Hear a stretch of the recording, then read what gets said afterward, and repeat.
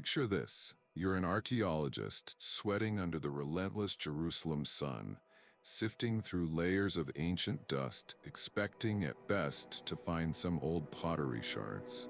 But instead, you stumble upon something far more intriguing: two tiny, rolled-up silver scrolls buried deep within a 2,700-year-old tomb. Not exactly the Holy Grail, but close. And when these delicate artifacts are carefully unrolled, probably with the kind of nerve-wracking precision usually reserved for defusing bombs, they reveal something astonishing. Inscribed on their fragile surface is one of the oldest known mentions of the name Yahweh. Yes, Yahweh, the divine name whispered in reverence. The name that would later shape the spiritual and mystical traditions of millions. But here's the kicker. These scrolls contain a blessing that predates even the oldest books of the Hebrew Bible. A blessing so ancient, so profound, that it challenges everything we thought we knew about Scripture's origins. So who made these tiny amulets? What was their purpose? And more importantly, why does nobody talk about this? Because let's be honest, when you think of the earliest biblical texts, you probably imagine grand scrolls, wise old scribes, maybe some candlelit chambers filled with hushed whispers. What you don't imagine is a couple of miniature silver charms, barely the size of a cigarette butt, casually carrying the oldest known words of Yahweh. Tonight, we dive into this mystery. We'll uncover what these scrolls really say, why they've remained hidden in the shadows of history, and whether their ancient blessing still holds power today. Because let's face it, if there's even a chance that an ancient, forgotten inscription could change the way we see the divine, you'd want to know about it, wouldn't you?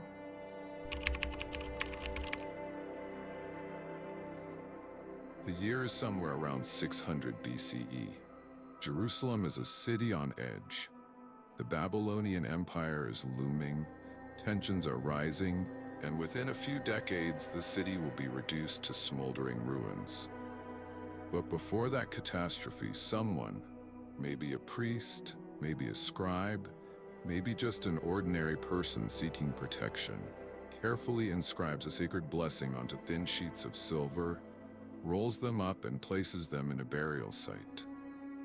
These amulets, now known as the Ketef Hinnom scrolls, would remain hidden for nearly 2,700 years, quietly holding the earliest known biblical text while civilizations rose and fell above them. Now let's pause for a second, because this is huge. These scrolls contain a version of the priestly blessing, a passage that would later be written in the book of Numbers. May Yahweh bless you and keep you. May Yahweh make his face shine upon you and be gracious to you. May Yahweh turn his face toward you and give you peace.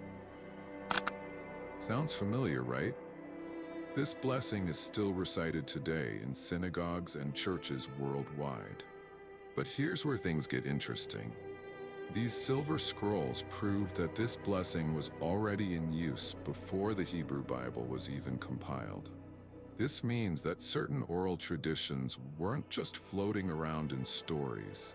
They were inscribed, carried, and worn as powerful charms. And that raises a fascinating question. What were these amulets really for? Were they simple expressions of faith or something more? Many scholars believe they were used as protective talismans, meant to shield the wearer from harm. But there's also a deeper layer here. Ancient cultures often believed that words, especially divine names, held intrinsic power. Saying Yahweh's name wasn't just a religious act, it was a form of invocation, a way to call down divine favor. So, were these scrolls an early form of mystical protection, a key to unseen forces? Either way, one thing is clear. These tiny pieces of silver challenge the way we think about early scripture. They prove that long before the Bible was compiled, spiritual wisdom was already being passed down, inscribed, and even worn like armor against the unknown. Now, let's talk about the craftsmanship of these tiny yet powerful artifacts. Because unlike the grand stone tablets of Moses or the sacred scrolls of later scribes, these amulets were not meant to be read in the usual sense. They were meant to be worn, rolled up so tightly that opening them risked breaking them apart. In fact, when archaeologists first unrolled them in 1979, it took 3 years of painstaking restoration just to fully decipher the text. Imagine waiting 3 years just to read something the size of a fortune cookie slip. But what exactly made these scrolls so significant? For starters, the mention of Yahweh is the oldest known inscription of the divine name in existence. This alone challenges the idea that written scripture only emerged later with the Torah. It suggests that sacred writings, especially ones used for protection, were already a practice centuries before the Hebrew Bible took shape. Then there's the question of their function. These were not public declarations or temple inscriptions. They were personal, intimate, meant for an individual. This strongly hints at a mystical or esoteric use, perhaps a form of early spiritual technology, where the very presence of the divine name acted as a shield against misfortune. Some believe the scrolls were worn around the neck, hidden under clothing, almost like an ancient equivalent of a locket containing a sacred prayer. But this leads us to a deeper mystery. Why was Yahweh's name used in this way? Was it simply for protection, or was there an understanding of divine power that we've lost? And if this blessing was already known before the Bible, where did it truly originate? Now, here's where things take an even stranger turn. These amulets, despite being the oldest known biblical text, don't contain laws, commandments, or epic stories of divine intervention. There's no mention of creation, no tales of prophets, no grand declarations of cosmic judgment. Instead, they focus on one thing: blessing and protection. Almost as if the earliest form of scripture wasn't about rules or rituals, but about tapping into a direct source of spiritual power. And that raises a profound idea. What if, before scripture became something to be studied, it was something to be used? These silver scrolls weren't meant to be read in temples or debated by scholars. They were personal, intimate, worn against the body, like a secret link between the individual and the divine. This suggests that early spirituality may have been far more mystical than we've been led to believe. Less about structured religion and more about direct, personal connection with Yahweh. But here's the real question. Why don't we hear more about this? Why aren't these amulets widely discussed despite their undeniable importance? Some scholars believe it's because they challenge the traditional narrative. If divine blessings like this existed before the written Torah, then oral traditions and perhaps even secret esoteric practices played a bigger role in early faith than we realize. It suggests that scripture didn't begin as law, it began as living energy, carried and invoked by individuals. And that brings us to a final haunting mystery. What else was lost? If these tiny silver scrolls survived nearly 3,000 years, what other sacred knowledge still lies buried beneath the sands of time? And more importantly, what could it mean for us today? For centuries, scholars, theologians, and seekers have debated the origins of Scripture. But these tiny silver scrolls pose a challenge because they should not exist in the way they do.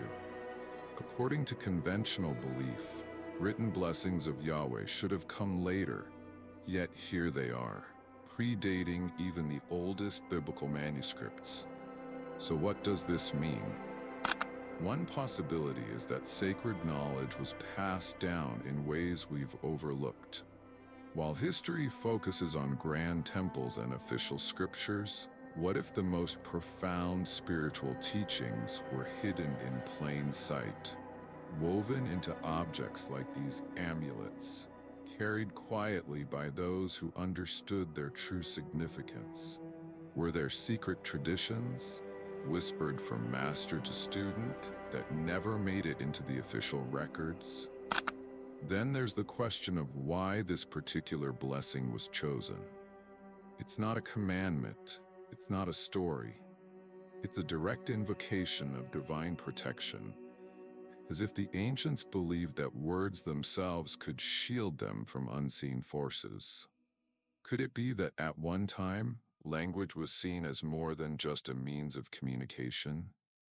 That written or spoken words, especially sacred ones, had a power we no longer fully understand?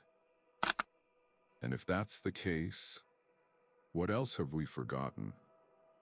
If such an amulet could survive for nearly 3,000 years, what other lost texts, hidden prayers, or forbidden invocations might still be waiting, buried beneath ruins, locked away in vaults, or lingering in fragments we've yet to decipher? Perhaps the most important discoveries are the ones we haven't made yet. Or worse, the ones we were never meant to find. So, what do we really have here? A pair of ancient silver scrolls, inscribed with Yahweh's name, carrying a blessing that has echoed through millennia. But their true significance isn't just in their words, it's in what they reveal and what they leave unanswered. Because if this is the earliest known scripture, then we have to ask, what came before it? What traditions, what prayers, what forgotten invocations were spoken long before anyone thought to carve them into metal? Could there be older texts hidden away in lost tombs or buried beneath ancient ruins, waiting to resurface? Or perhaps, just perhaps, the real secret isn't something that can be dug up at all. Maybe the true power of these amulets wasn't just in their physical form, but in the knowledge they carried. A knowledge that wasn't meant for everyone, but for those who knew how to use it. Because let's be honest, history is written by those who preserve knowledge. But it's also shaped by those who bury it. So what else has been buried? What truths have been erased, concealed, or deliberately kept from those who seek them? And most importantly, if this is only the beginning, what will we discover next? The answer, it seems, has been waiting for us all along. The only question is, are we ready to find it? And now, I want to hear from you. What do you think these ancient inscriptions truly represent? Could they be remnants of a lost spiritual tradition? Or are they just the tip of an even greater mystery? Share your thoughts in the comments below.